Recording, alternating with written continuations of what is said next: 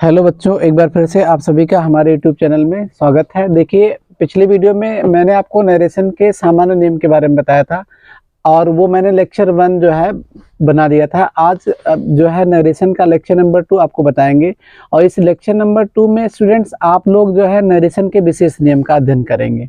ठीक है, तो विशेष नियम पढ़ने के लिए मैंने जो है व्हाइट बोर्ड पे कुछ एग्जाम्पल्स नोट करके रखे हुए हैं और इन्हीं के माध्यम से मैं आप सभी को समझाने का प्रयास करता हूं कि क्या विशेष नियम होता है और फिर विशेष नियम का जो है इनडायरेक्ट कैसे बनाया जाता है। देखिए, पहला एग्जाम्पल है स्टूडेंट्स, ही सेड और यहाँ कामा है, फिर डबल इंटरेट कामा में the sun rises in the east. देखिए स्टूडेंट, विशेष इसमें क्या है। देखिए, अभी तक आपने क्या देखा है कि जब हम लोग डायरेक्ट से इनडायरेक्ट बना रहे थे तो उसमें हम लोग टेंस परिवर्तन कर रहे थे, बट इसमें क्या होगा स्टूडेंट्स, जो हमारा रिपोर्टेड स्पीच वाला सेंटेंस है, जैसे इसमें है the sun rises in the east, इसमें हम लोग टेंस संबंधी परिवर्तन नहीं करेंगे। बाकी जो भी हम कर रहे थे, जैसे रिपोर्टिंग वर्ब के मेन वर्ब वाला बदलाव, सब्जेक्ट वाला बदलाव, ऑब्जेक्ट वाला बदलाव जैसे कर रहे थे उसको हम वैसे करते रहेंगे।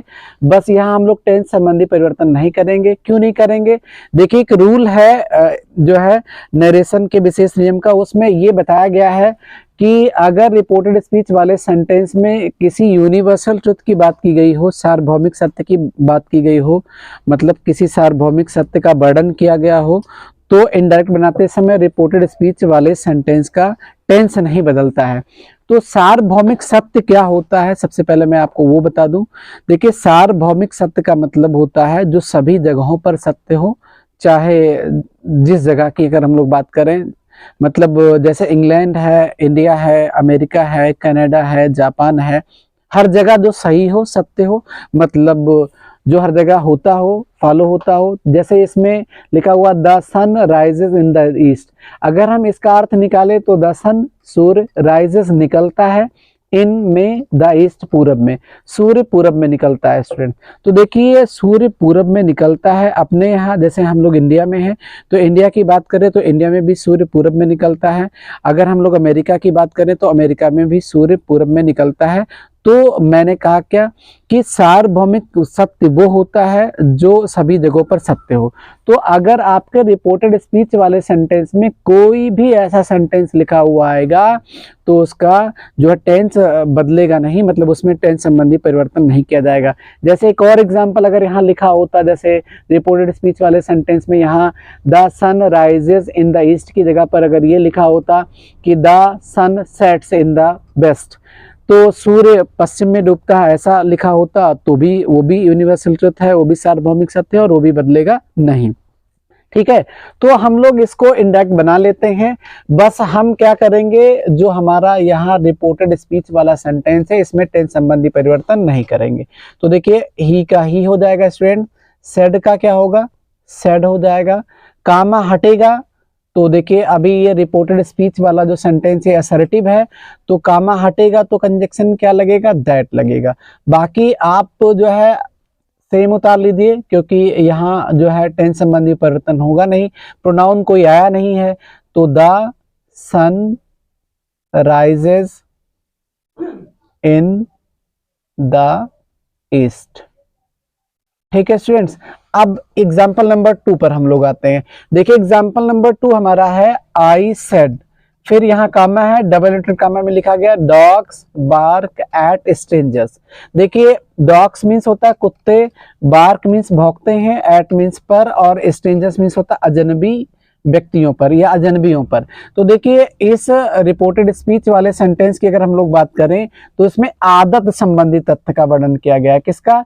आदत का। ठीक है, आदत संबंधी तथ्य का वर्णन किया गया है।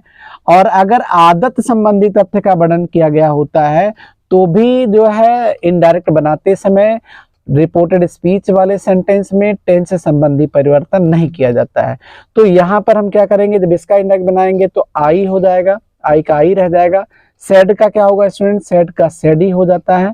कामा हटेगा, वापस दैट आ जाएगा। ठीक है, बाकी हम फिर इसको जो है बिना किसी परिवर्तन के उतार लेंगे, तो हो जाएगा डॉग्स बार्क एट स्ट्रेंजर्स।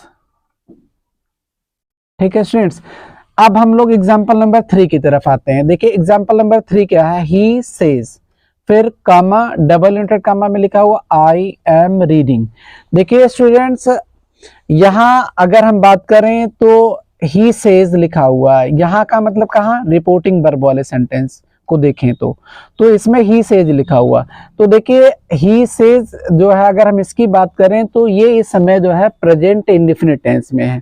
एक नियम है स्टूडेंट्स कि अगर रिपोर्टिंग वर्ब वाला सेंटेंस प्रेजेंट टेंस में होता है, प्रेजेंट टेंस में, देखिए ये प्रेजेंट टेंस में है ना, प्रेजेंट इंडेफिनिट टेंस का ही वाक्य है ये। तो अगर रिपोर्टिंग वर्ब वाला सेंटेंस प्रेजेंट टेंस में होता है तो इनडायरेक्ट बनाते समय रिपोर्टेड स्पीच वाले सेंटेंस में टेंस संबंधी परिवर्तन नहीं किया जाता है। तो वापस क्या होगा, वापस इसमें टेंस संबंधी परिवर्तन नहीं होगा। क्यों नहीं होगा, क्योंकि आपका जो रिपोर्टिंग वर्ब वाला सेंटेंस है वो प्रेजेंट टेंस का है। प्रेजेंट टेंस समझ रहे हैं ना, जैसे प्रेजेंट इंडेफिनिट आएगा तो भी इधर नहीं बदलेगा। मतलब इधर का मतलब क्या है, रिपोर्टेड स्पीच वाला सेंटेंस अपना टेंस नहीं बदलेगा। अगर प्रेजेंट कंटिन्यूअस में भी लिखा हुआ आता, जैसे अगर यहाँ लिखा होता ही इज सेइंग, तब भी इधर जो है टेंस संबंधी परिवर्तन नहीं किया जाएगा। इधर का मतलब मैं बार बार कह रहा हूँ, रिपोर्टेड स्पीच वाले सेंटेंस में टेंस संबंधी परिवर्तन नहीं किया जाएगा। अगर यहाँ ही हैज सेड लिखा होता तब भी वो प्रेजेंट परफेक्ट में होता, तब भी रिपोर्टेड स्पीच वाले सेंटेंस में टेंस संबंधी परिवर्तन नहीं किया जाएगा।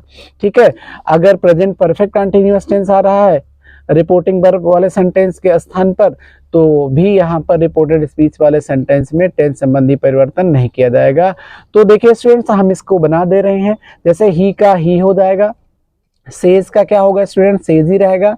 कामा हटेगा तो वापस क्या आ जाएगा, दैट। देखिए ये फर्स्ट पर्सन आई है और इसका बदलाव जो होता है ये सब्जेक्ट के अनुसार होता है, रिपोर्टिंग वर्ब के। और ये मैंने आपको लेक्चर नंबर 1 में समझाया हुआ है, वहां से स्टूडेंट्स आप जो है अगर लेक्चर नंबर 1 नहीं देखे हैं तो देख लें प्लीज, आपको अच्छे से समझ में आ जाएगा। तो ही वापस यहाँ आ जाएगा और उसके बाद क्या होगा स्टूडेंट्स, हम लोग टेंस संबंधी परिवर्तन करेंगे नहीं। तो आई के साथ एम लगा हुआ था तो ही के साथ क्या लग जाएगा, इज। ठीक है, और यहाँ रीडिंग का रीडिंग। ठीक है, अब देखिए, अब ये एग्जाम्पल नंबर 3 जो है इसका इनडायरेक्ट बन गया। अब एग्जाम्पल नंबर 4 पे आते हैं। एग्जाम्पल नंबर 4 की अगर हम लोग बात करें स्टूडेंट्स, तो एग्जाम्पल नंबर 4 में जो रिपोर्टिंग वर्ब लिखा गया है वो लिखा गया ही विल से, और रिपोर्टेड स्पीच है ही हैज डन इट। ठीक है, अब अगर हम इसके रिपोर्टिंग वर्ब वाले सेंटेंस की बात करें तो इस समय ये जो है फ्यूचर टेंस में लिखा गया है। फ्यूचर टेंस का मतलब फ्यूचर इंडेफिनिट टेंस में लिखा गया है। तो एक नियम ये भी है कि अगर रिपोर्टिंग वर्ब वाला सेंटेंस जो है फ्यूचर टेंस में होता है तो इनडायरेक्ट बनाते समय रिपोर्टेड स्पीच वाले सेंटेंस में टेंस संबंधी परिवर्तन नहीं किया जाता है। तो फ्यूचर टेंस में है ये, तो इधर का फिर से टेंस नहीं बदलेगा। रिपोर्टेड स्पीच वाले सेंटेंस का फ्यूचर टेंस में रहेगा तो रिपोर्टेड स्पीच वाले सेंटेंस का टेंस नहीं बदलेगा। ठीक है, फ्यूचर टेंस का मतलब चाहे फ्यूचर इंडेफिनिट में हो, चाहे फ्यूचर कंटिन्यूअस में हो, चाहे फ्यूचर परफेक्ट में हो, चाहे फ्यूचर परफेक्ट कंटिन्यूअस में। जैसे इसमें ही विल से लिखा हुआ, कभी कभी आप देखेंगे कि यहाँ लिखा हुआ आएगा ही विल बी सेइंग।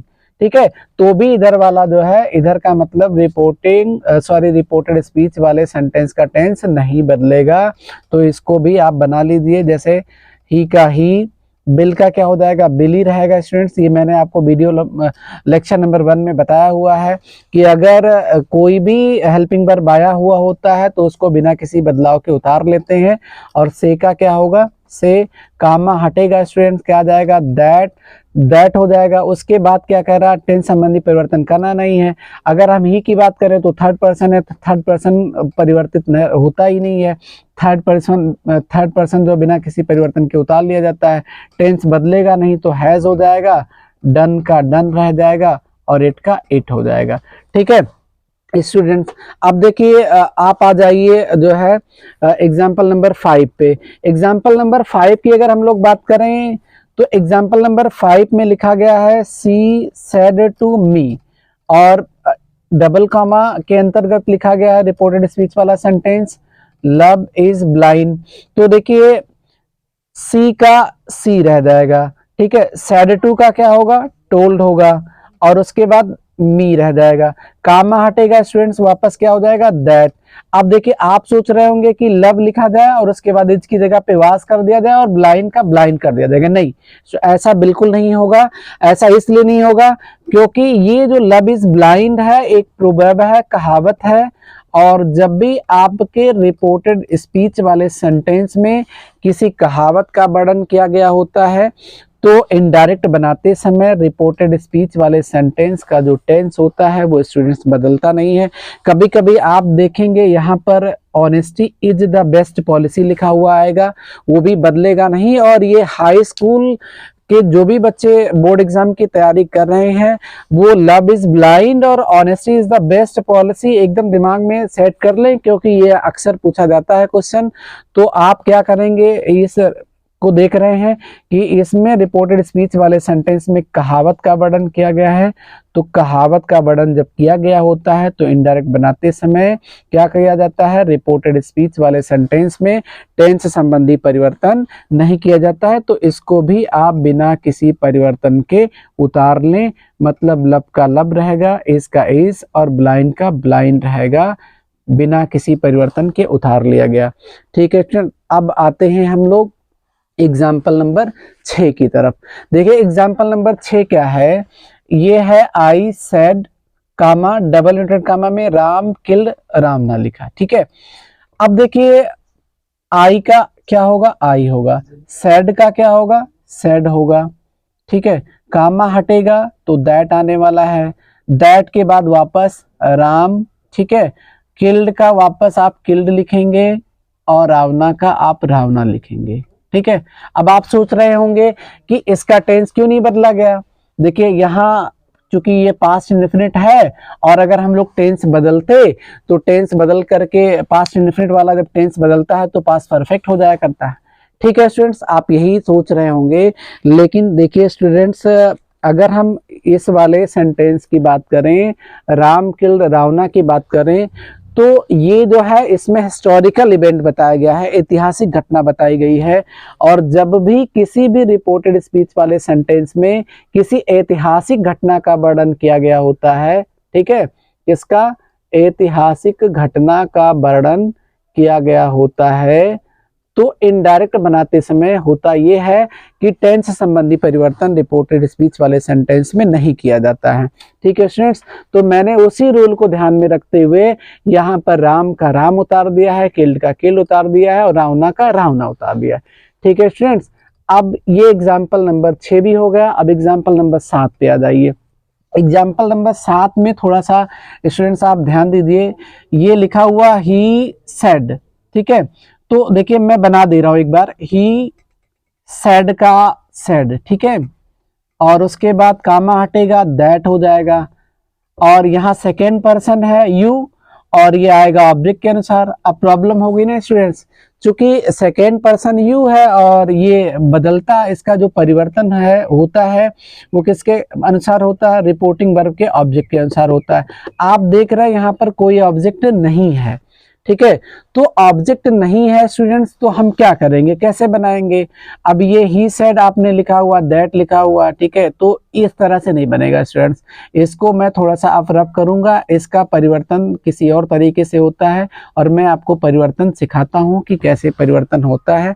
तो देखिए स्टूडेंट्स, आप क्या करेंगे, जब आपके रिपोर्टेड स्पीच वाले सेंटेंस का सब्जेक्ट सेकेंड पर्सन यू होगा और रिपोर्टिंग वर्ब वाले सेंटेंस में कोई ऑब्जेक्ट नहीं होगा, तो आप यहाँ पर फर्स्ट पर्सन के किसी ऑब्जेक्ट को, ठीक है, मी को या अस को, ठीक है, भावानुसार, या थर्ड पर्सन के किसी ऑब्जेक्ट को, जैसे यहाँ ही है तो आप वापस यहाँ हिम ना माने, थर्ड पर्सन का ऑब्जेक्ट कौन फिर आता है, हर होता है, ठीक है, देम होता है, ठीक है, इनमें से किसी एक को आप मान लेंगे। ठीक है, और मान लेंगे, उसको लिखने की आवश्यकता नहीं है आपको, मैंने लिख दिया है केवल आपको समझाने के लिए। जब आप आंसर करेंगे तो आपको लिखने की आवश्यकता नहीं है। हाँ, यहाँ पर अगर आप लिख लेंगे तो फिर ब्रैकेट का इस्तेमाल करेंगे, तो मैं आपको दोनों तरीका यूज करके बता रहा हूँ। देखिए एक बार मैं लिख करके ब्रैकेट का यूज करके और एक बार बिना लिखे हुए बताता हूँ। ठीक है, तो देखिए ही सेड, अब अगर बाय द वे आप मान ले रहे हैं मी, तो आप ब्रैकेट में यहां लिख देंगे मी। ठीक है, मी लिख देंगे। अब ये कामा और ये डबल कामा फिर से हटेगा और इसके स्थान पे क्या आ जाएगा, दैट आ जाएगा। सेकेंड पर्सन बदलेगा ऑब्जेक्ट के अनुसार, यहाँ मी आपने माना हुआ है तो ये ऑब्जेक्ट यहाँ आकर के सब्जेक्ट बन जाएगा और यहाँ क्या हो जाएगा, आई। अब देखिए यू प्लेड बेल लिखा है। यू प्लेड बेल की अगर हम लोग बात करें तो यू प्लेड बेल जो होता है वो पास्ट इंडेफिनिट टेंस का वाक्य है। और पास्ट इंडेफिनिट टेंस जो है जब इनडायरेक्ट हम लोग बनाते हैं, परिवर्तन करते हैं, तो पास्ट इंडेफिनिट बदल करके पास्ट परफेक्ट में चला जाता है। तो पास्ट परफेक्ट का जो हेल्पिंग वर्ब होता है स्टूडेंट्स होता है हैड, और वहां पर भी वर्ब का थर्ड फॉर्म यूज किया जाता है तो प्लेड थर्ड फॉर्म होता है और बेल का बेल हो जाएगा। तो ये मैंने आपको मान करके और ब्रैकेट के अंदर लिख करके समझा दिया है, ठीक है। अगर आप ब्रैकेट के अंदर नहीं लिखना चाह रहे हैं, ठीक है, तो आप ऐसे जनरली मान करके भी बना सकते हैं। कैसे बनाएंगे, देखिए ही का ही आप क्या करेंगे, ठीक है। अब देखिए अगर एक तरीका ये आपने सीख लिया है, दूसरा तरीका ये है कि अगर आप मानेंगे तो सेड को हटा करके यहाँ पे टोल्ड करना पड़ेगा, ठीक है। तो यहाँ टोल्ड भी लिख सकते हैं आप, ही टोल्ड, लेकिन यहाँ ब्रैकेट में मी करना पड़ेगा, ठीक है। अब दूसरा तरीका ये है कि आप यहाँ सेड को ही सेड ही रहने दें, सेड को सेड ही रहने दें और उसके बाद आप यहाँ क्या करें, दैट लगा दें, दैट लगा दें। और आप ऐसे गेस करके मान लीजिए कि आपने यहाँ पर मी मान के रखा हुआ है, आप डायरेक्टली ऐसे बना दीजिए। मतलब बिना माने तो बनना नहीं है, आपको लिखना है तो लिख सकते हैं, नहीं लिखना है तो ना लिखें। तो जैसे आपने यहाँ मान करके मी को मान करके आई किया था, मैंने यहाँ लिखा नहीं है लेकिन मैंने यहाँ मान लिया वैसे कि यहाँ मी मैंने जो है मान लिया कि मी है, तो यहाँ आई तब भी लिखा जाएगा और हैड फिर से होगा और प्लेड का प्लेड रहेगा और बेल का बेल रहेगा। मतलब मैंने टेंस वापस बदला है, ऐसा नहीं कि मैंने टेंस नहीं बदला है। तो टेंस परिवर्तन तो होगा ही, बस इसमें विशेष क्या था स्टूडेंट्स, विशेष यही था कि अगर आपके रिपोर्टेड स्पीच वाले सेंटेंस का सब्जेक्ट सेकंड पर्सन यू होता है और आपके रिपोर्टिंग वर्ब वाले सेंटेंस में ऑब्जेक्ट नहीं आया होता है तो उसका परिवर्तन कैसे होता है, यही विशेष था। मैंने मी मान के बनाया हुआ है, आप चाहे तो यहाँ पर हर मान के बनाए, तो जब यहाँ हर मानेंगे तो यहाँ सी हो जाएगा, ठीक है, यहाँ भी सी हो जाएगा, तो आप कुछ भी मान के बना लीजिएगा। अब एग्जाम्पल नंबर 7 को फिनिश करते हैं स्टूडेंट्स और एग्जाम्पल नंबर 8 की तरफ आते हैं। एग्जाम्पल नंबर 8 क्या लिखा, देखिए स्टूडेंट्स, लिखा हुआ सी इज गोइंग टू मार्केट और फिर मैंने इसको डबल यूनिट कामा में बंद करके रखा हुआ है। उसके बाद यहाँ क्या है स्टूडेंट्स, यहाँ रवि सेड। अब हुआ क्या स्टूडेंट्स, इसमें सेंटेंस को उलट करके लिख दिया गया है। उलट करके लिख दिया गया मतलब आपका रिपोर्टेड स्पीच वाला सेंटेंस पहले लिख दिया गया है और रिपोर्टिंग वर्ब वाला बाद में लिख दिया गया है। तो जब आप इनडायरेक्ट बनाएंगे स्टूडेंट्स तो आप क्या करेंगे, रिपोर्टिंग वर्ब वाले सेंटेंस को पहले लिख लेंगे, ठीक है, और रिपोर्टेड स्पीच वाले सेंटेंस को बाद में लिख लेंगे। कभी कभी ऐसा ही क्वेश्चन बोर्ड एग्जाम में भी पूछ लिया जाता है, तो मैंने सोचा कि मैं आप सभी को समझा दूं ताकि आप लोग जो है कंफ्यूजन की स्थिति में ना रहें और आप अच्छे से पेपर को सॉल्व कर ले जाएं। तो आप क्या करेंगे, जब इनडायरेक्ट बनाएंगे तो इसको सीधा कर लेंगे। तो मैं आंसर में सीधा कर ले रहा हूँ, ठीक है, और इस रबी सेट को आप आगे लेकर के आएंगे तो रबी का रबी रह जाएगा स्टूडेंट्स, सेड का क्या होगा, सेड का सेड ही रह जाएगा, कामा हटेगा वापस तो कामा हटेगा तो दैट आएगा। बाकी जैसे आप परिवर्तन नॉर्मल करते रहे हैं वैसे कर लीजिए। थर्ड पर्सन है ये सी, तो सी थर्ड पर्सन है तो बदलेगा तो है नहीं, सी का सी रह जाएगा। टेंस परिवर्तन यहाँ होगा, टेंस परिवर्तन होगा तो इज का क्या हो जाएगा स्टूडेंट्स, वाद हो जाएगा। क्यों हो जाएगा, क्योंकि ये सी इज गोइंग टू मार्केट जो ये प्रेजेंट कंटिन्यूअस टेंस है और प्रेजेंट कंटिन्यूअस टेंस जो है वो बदल के चला जाता है पास्ट कंटिन्यूअस में, तो इसलिए वाज हो गया। अब वहां पर देखिए पास्ट कंटिन्यूअस में क्या होता है, वर्ब का फर्स्ट फॉर्म आईएनजी लगता है और यहाँ पर भी वर्ब का फर्स्ट फॉर्म आईएनजी लगा हुआ है, तो आप जो है वर्ब का फर्स्ट फॉर्म आईएनजी ही उतार लें और टू का टू और मार्केट का मार्केट, ठीक है स्टूडेंट्स। तो मैंने आपको यहाँ पर नरेशन के कुछ विशेष नियम को समझाने का प्रयास किया है और जो है आई थिंक आप समझ गए होंगे। मैं आशा करता हूँ कि आप इसको बेहतर तरीके से समझे होंगे और इसको जो है आप बनाने का प्रयास करेंगे। जो भी आपके पास बुक्स हैं, इस समय आप लोगों ने और भी किताबें जैसे विद्या क्वेश्चन बैंक होता है, कुछ बच्चों ने अवतार ले लिया होगा, एग्जाम टाइम ले लिया होगा, जो भी आपके पास अवेलेबल बुक्स है उससे आप जो है सॉल्व करने का प्रयास करें जो भी नरेशन के क्वेश्चन है। इसके आगे नरेशन का एक और लेक्चर नंबर 3 वाला वीडियो मैं आपको बना करके और फिर नरेशन सिखाने का प्रयास करूंगा। तब तक के लिए जय हिंद, जय भारत।